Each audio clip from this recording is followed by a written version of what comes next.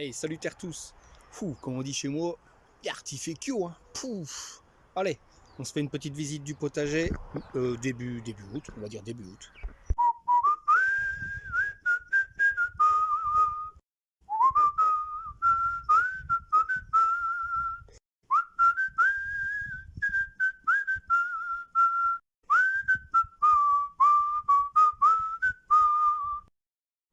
Donc pour rappel, ma biogardin c'est 70 mètres carrés divisé en parcelles de 1,20 m sur 3 mètres de long. Il y a 14 parcelles et une serre de 16 mètres carrés, bien remplie. Et j'ai envie de prouver, de montrer un peu que sur une petite surface comme celle-ci, il y a moyen de produire quand même pas mal, quoi. Je me situe en Belgique, hein, je suis à peu près à 30 minutes de Lille, on va dire, hein, donc la Belgique, hein, le pays où il pleut tout le temps, hein. Regardez un petit peu l'année passée, le temps qu'il faisait à pareille époque.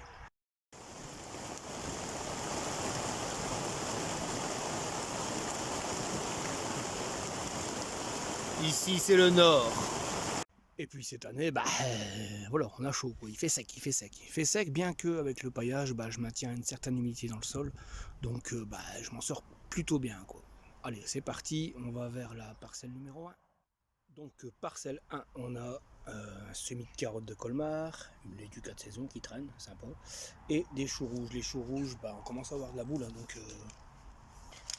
voilà, ça sera pour l'automne-hiver. En parcelle 2, j'ai pris le risque de remettre des laitues 4 saisons.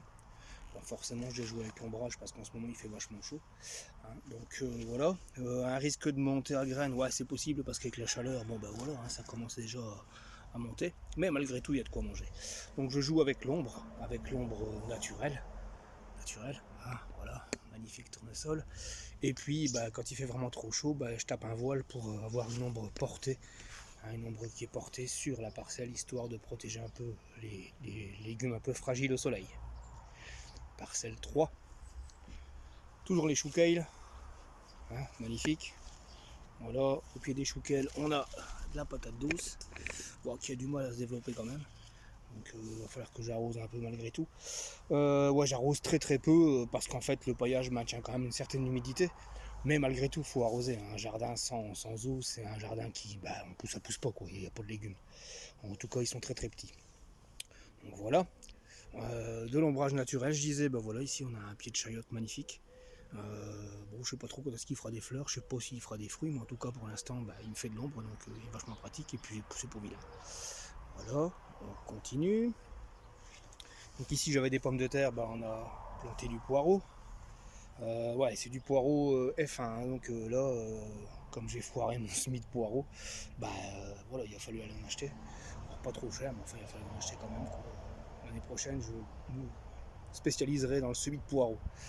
Puis on a du haricot grimpant, qui a quand même bien galéré à cause de la sécheresse. On a du maïs. Maïs pas mauvais du tout, hein, le maïs impeccable, hein, donc, il y a de l'épi. Voilà, on continue. Ensuite on a nos courgettes, les courgettes moins de feuilles cette année, mais quand même pas mal de fruits, même si pour l'instant ça se calme un peu, mais bon, ça revient à grands pas. Quelques poireaux, un chou rouge, j'ai une loufa qui pousse. Ici on a des haricots d'Espagne qui font des graines magnifiques. Je tâcherai de faire une photo pour vous montrer. Ici j'ai un semis un peu tardif, mais bon, on va le tenter quand même, de carottes de Colmar. Mes betteraves rouges qui sont, alors là, mais magnifiques, hein, elles sont énormes. J'ai des rouges, des rondes d'Égypte, et alors j'ai des cylindres qui sont, elles, un peu Ensuite, on passe sur la parcelle où il y avait les oignons, hein. On a repaillé parce que les oignons, je ne les paille pas. L'année passée, j'avais paillé un peu et puis tout a pourri parce que trop d'humidité. Forcément, avec le temps qu'on a eu. Cette année, j'aurais bien fait de les pailler pour maintenir l'humidité. J'aurais peut-être eu des plus beaux oignons, même s'ils sont pas encore trop vilains, ça va encore. Voilà, donc parcelle des oignons où viendront dans un futur proche les pains de sucre ou des scaroles, ou enfin je sais pas encore quoi, mais ce que j'ai déjà préparé en semis pour l'automne, quoi, en fait. Donc je parlais des ombres portées, ouais, il y a des fruitiers en plein milieu, histoire de pouvoir avoir de l'ombre sur la parcelle suivante et ainsi de suite, quoi. Un magnifique tournesol, hop, qui me fait de l'ombre sur la parcelle et sur la parcelle suivante en fonction du soleil, quoi, en fait, qui tourne, quoi. Un petit pied de tomate. vachement productif. C'est de la Violet Jasper. C'est une tomate cocktail qui ma foi n'est pas mal du tout. Voilà la parcelle suivante. Quelques laitues, capucines, hop, de nouveau un tournesol, du chou rouge, ouais, qui s'est fait un peu manger comme la plupart des choux, mais c'est pas trop grave, hein, on a de la boule qui arrive, hein, c'est quand même la boule qu'on mange. Et là, je vois pas trop de chenilles. Maintenant, je joue aussi avec un peu de purin de tomate, il paraît que ça fonctionne. Donc, des tomates, j'en ai, donc je fais un peu de purin pour essayer d'éviter ces papillons blancs qui, de toute façon, reviennent. Donc, ça fonctionne, hein, le purin de tomate, ça se voit tout de suite. Voilà, voilà. Alors, ici, on a les brocolis âgés. Ouais, ça fait une petite pomme au milieu, c'est pas grand chose, mais après, ça fait beaucoup de rejets comme ça. Et donc, quand on a 5-6 pieds de brocoli comme ça, bah, on a vite un repas hein, en cueillant à chaque fois et en cueillant à chaque fois. La tige, elle est jusque-là, j'ai envie de dire, elle peut être mangeable sans problème. Et puis il fait des jets, comme des gourmands de tomates en fait, voilà, il fait des rejets un peu partout. Et au fur et à mesure, bah, on cueille, et puis c'est excellent. On continue. Alors ici de nouveau un ombrage. Bon, faut pas croire que le noir c'est super chaud, hein, ça va, hein, de toute façon ça ne touche pas les feuilles. Ici j'ai une nouvelle génération de choux de Bruxelles. La deuxième génération est ici. Et la première était là-bas tout au bout en fait. Alors quelques laitues de nouveau, hein, fan de laitues. Voilà, 4 saisons maison. Elles sont pas vilaines hein, quand elles sont protégées comme ça. C'est sympa.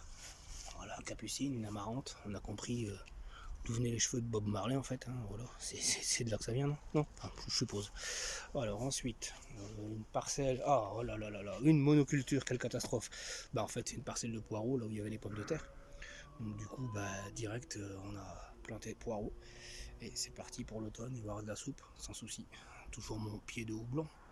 Voilà, qui va commencer à me donner ces petites fleurs magnifiques. Elles vont grossir, hein, ça va faire une espèce de petite boule comme ça. Ça sent super bon.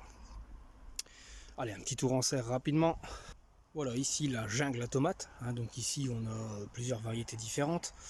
J'ai de la gloire de Malines, la merveille des marchés, de la cornue, Nandine cornue, de la crimée, j'ai de la téton de Wépion, une tomate géante, j'ai pas le nom mais elle est géante, enfin, je vais vous la montrer après.